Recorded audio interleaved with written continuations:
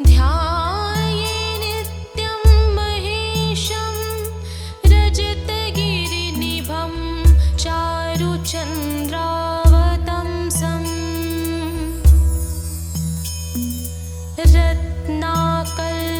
रत्नाकल्पोज्ज्वलाङ्गं परशुमृगवराभितिहस्तं प्रसन्नं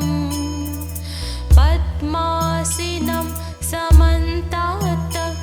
स्तुतममरगण्यैर्व्याघ्रकृतिं वासनं शिवाद्यं शिवान्ध्यं निखिलभयहरं पञ्चवक्त्रं त्रिनेत्रम्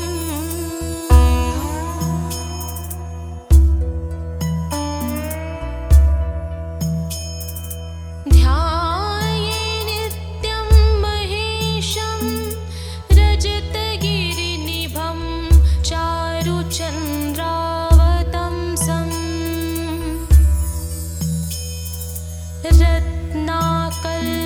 रत्नाकल्पोज्ज्वलाङ्गं परशुमृगवराभितिहस्तं प्रसन्नं पद्मासिनं समन्तात् स्तुतममरगण्यैर्व्याघ्रकृतिं वासनं शिवाद्यं शिवान्ध्यं निखिलभयहरं पञ्चवक्त्रं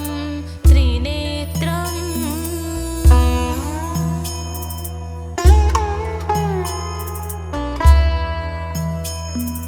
ध्याये नित्यं महेशं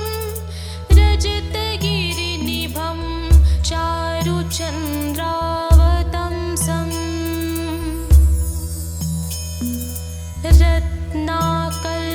रत्नाकल्पोज्ज्वलाङ्गं परशुमृगवराभितिहस्तं प्रसन्नं पद्मासिनं समन्तात् स्तुतममरगण्यैर्व्याघ्रकृतिं वासनं शिवाद्यं शिवान्ध्यं निखिलभयहरं पञ्चवक्त्रं त्रिनेत्रम्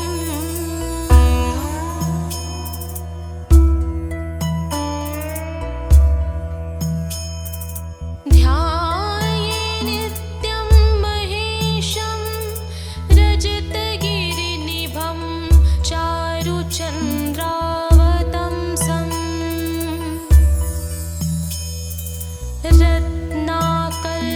रत्नाकल्पोज्ज्वलाङ्गं परशुमृगवराभितिहस्तं प्रसन्नं पद्मासिनं समन्तात् स्तुतममरगण्यैर्व्याघ्रकृतिं वासनं शिवाद्यं शिवान्ध्यं निखिलभयहरं पञ्चवक्त्रं त्रिनेत्रम्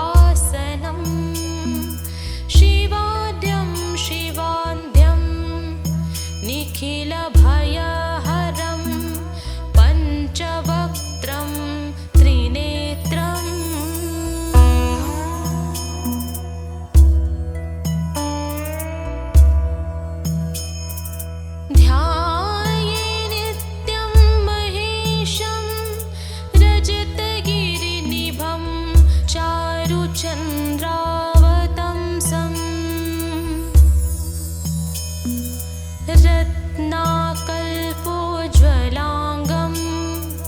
परशुमृगवराभितिहस्तं प्रसन्नं पद्मासीनं समन्तात् स्तुतममरगण्यैर्व्याघ्रकृतिं वासनं शिवाद्यं शिवान्ध्यं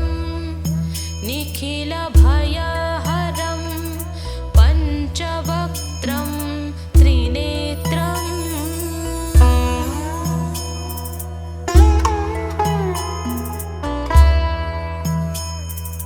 ध्याये नित्यं महेशं रजतगिरिनिभं चारुचन्द्रावतंसं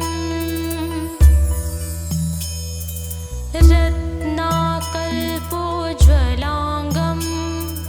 परशुमृगवराभितिहस्तं प्रसन्नं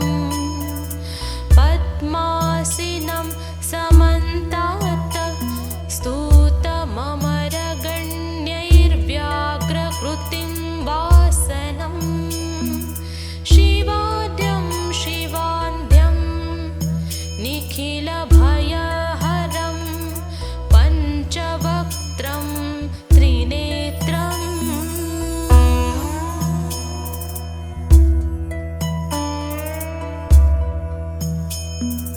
ध्याये नित्यं महेशं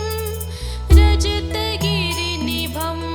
चारुचन्द्रावतंसं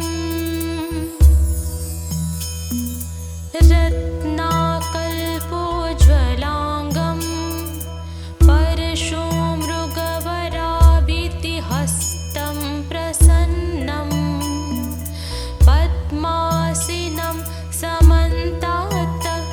स्तुतममरगण्यैर्व्याघ्रकृतिं वासनं शिवाद्यं शिवान्ध्यं निखिलभयहरं पञ्चवक्त्रं त्रिनेत्रम्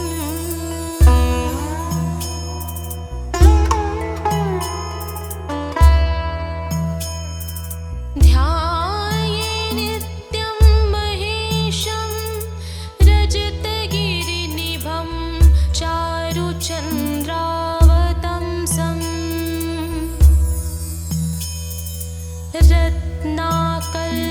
रत्नाकल्पोज्ज्वलाङ्गं परशुमृगवराभितिहस्तं प्रसन्नं पद्मासीनं समन्तात् स्तुतममरगण्यैर्व्याघ्रकृतिं वासनं शिवाद्यं शिवान्ध्यं निखिलभयहरं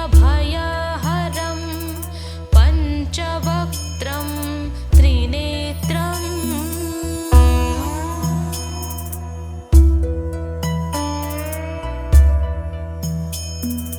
ध्याये नित्यं महेशं रजतगिरिनिभं चारुचन्द्रावतंसं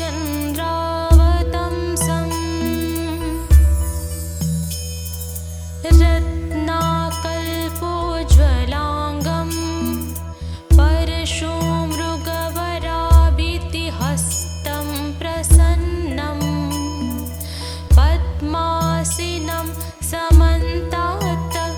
स्तुतममरगण्यैर्व्याघ्रकृतिं वासनं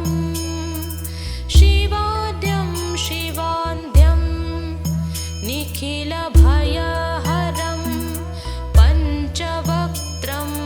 त्रिनेत्रम्